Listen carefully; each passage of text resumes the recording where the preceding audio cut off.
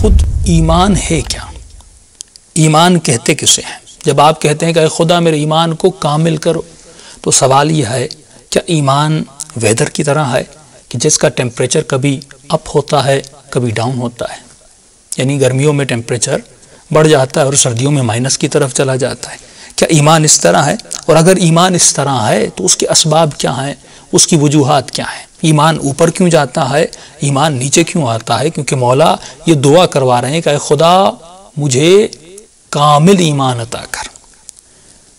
دوسری بات کہ ہم کیا کریں کہ ہمارا ایمان زیادہ ہو جائے، اور کن چیزوں سے انسان کا ایمان جو ہے وہ کم ہو جاتا ہے۔ اب یہاں پہ محققین نے حقیقت ایمان کے حوالے سے چند چیزیں بیان کی ہیں، وہ اقوال آپ کی خدمت میں رکھنا چاہتا ہوں۔ پہلا سوال یہ کہ خود حقیقت ایمان ہے کیا؟ ایمان کہتے کسے ہیں؟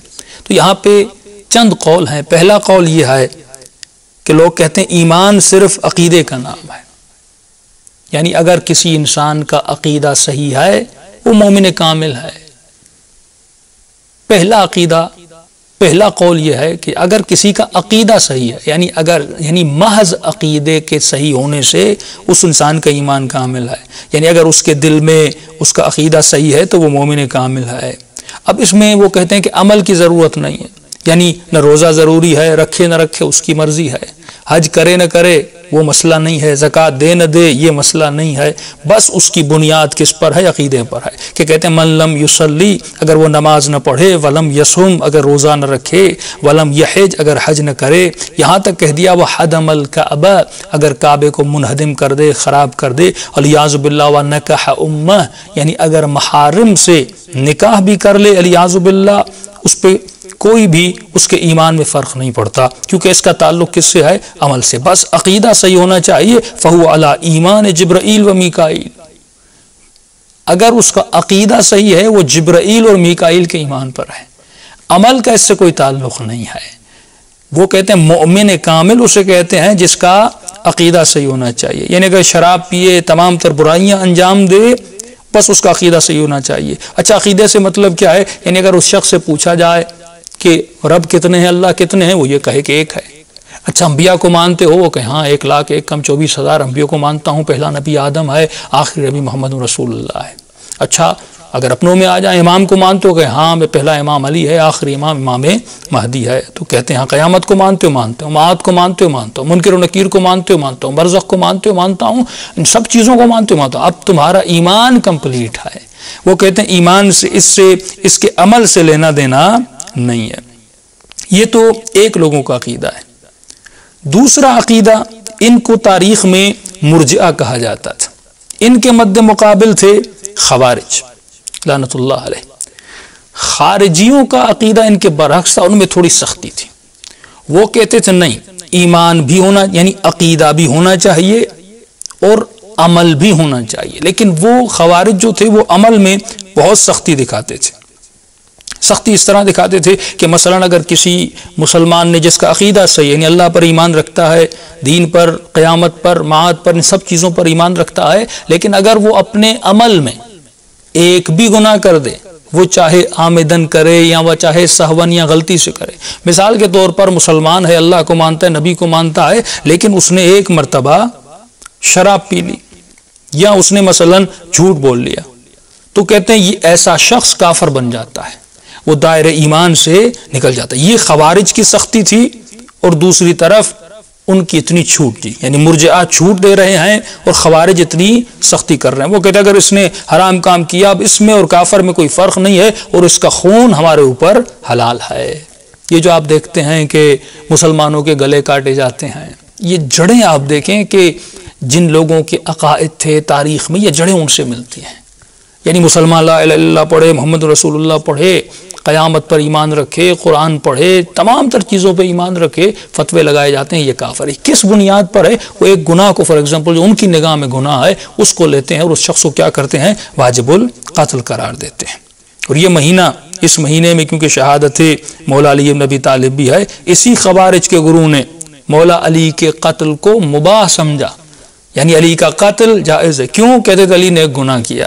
کہ کون سا گناہ کیا؟ نستجیر باللہ، فرماتے مولا علی نے معاویہ کے ساتھ صلح کی، یہ اپنی زبان میں کہیں معاویہ کے ساتھ ہاتھ ملا لیا. معاویہ وہ شخص جو فاسق تھا، فاجر تھا، ان کی نگاہ میں کہتے تھے شرابی تھا، اور اس گنہگار شخص کے ساتھ، اس گنہگار حاکم کے ساتھ علی بن ابی طالب نے ہاتھ ملا لیا، لہٰذا یہ علی کا گناہ تھا، اور اس گناہ کی بنیاد پر ہم علی کو ایمان کی سرحدوں سے خارج سمجھتے ہیں، لہٰذا میرے مولا کا قتل کہتے تھے کیا ہے؟ حلال ہے. اور اسی بنیاد پر شب 19 مولا علی کے سر پر ضربت لگائی گئی. یہ تو ان کے عقیدے تھے.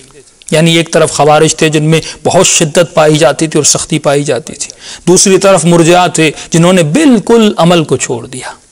لیکن آپ سے ایک سوال ہے، خوارج کو گزرتے ہوئے کتنے سال گزر گئے جو مولا علی کے زمانے میں رہتے تھے؟ مرجئہ جو تھے وہ میرے چھٹے امام جعفر صادق علیہ السلام کے زمانے میں رہتے تھے. آج 1400 سال سے بھی زیادہ عرصہ گزر گیا. سوال یہ ہے کہ ہمارا عقیدہ کون سا ہے؟ کیا ہم خوارج کا عقیدہ رکھ رہے ہیں یا مرجئہ کا عقیدہ رکھ رہے ہیں جو میرے چھٹے امام کے زمانے میں تھے؟ اسی لیے میرے مولا بار بار سمجھاتے تھے کہ اے لوگو، اے شیعو، اے ہمارے چاہنے والوں، اپنے بچوں کو ہماری روایات کو یاد کر. چھٹے امام کا فرمان ہے، ہمارے بچوں کو اپنی روایات، احادیث یاد کرواؤ.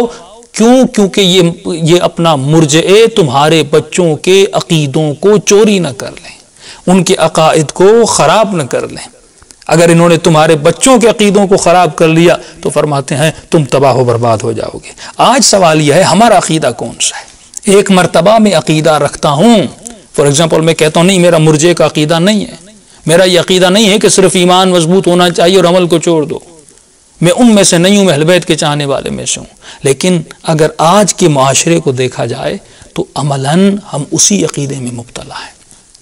آج کے ایکٹرز کو دیکھیں، آج کے اینکرز کو دیکھیں، آج کے سیاستدانوں کو دیکھیں، آج کے زمانے میں رہنے والے لوگوں کو دیکھیں. یہ رمضان میں لوگ رمضان مناتے ہیں، کہاں جاتا ہے ان کا ایمان؟ کہاں جاتا ہے ان کے وجود سے عمل جب رمضان ختم ہو جاتا ہے؟ یہی ان کا عقیدہ ہے، بس کلمہ لا الہ، دل پاک ہونا چاہیے. یہ جملہ بہت آپ نے سنا ہوگا، دل پاک ہونا چاہیے، دل میں ایمان ہونا چاہیے. عمل کا تو اللہ مالک ہے اور اللہ بخش دے گا.